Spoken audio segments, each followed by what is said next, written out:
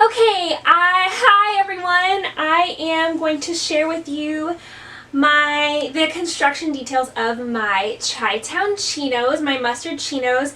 These were made from a vintage tablecloth that I got last year from Shopwell Fiber, an amazing secondhand fabric source on Instagram. They're a little wrinkly because I filmed everything and then I put them away and I forgot that I didn't do the talking about it part since I've changed my videos up a little bit. I keep forgetting to do this part. So I had to take them back out. So they're just fresh out the drawer. So they're not always this wrinkly.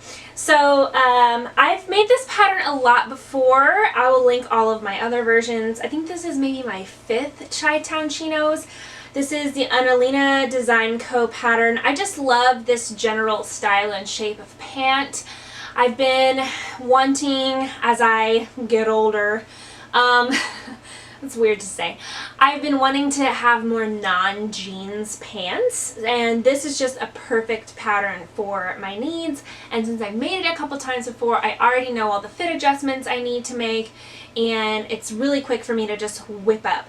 As far as those fit adjustments go, I take out, I think about 3/4, I already did it to my pattern, so I don't really remember, but maybe about 3/4 out of the center back.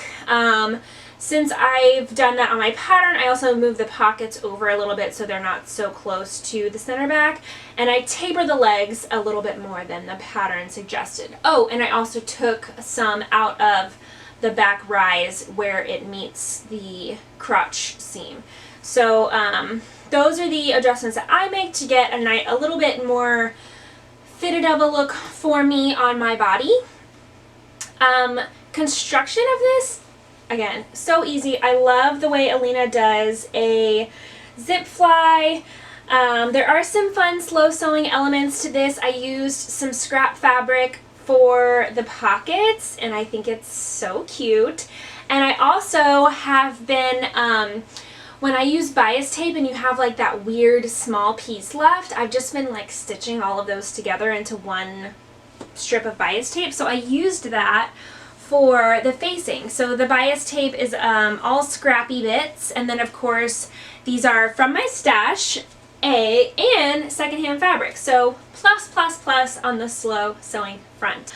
I also added the permanent cuffs at the bottom for the hem. So these aren't rolled up. This is like a permanent cuff, which I do have a tutorial for. I will be sure to link it up here somewhere and or below. So check that out.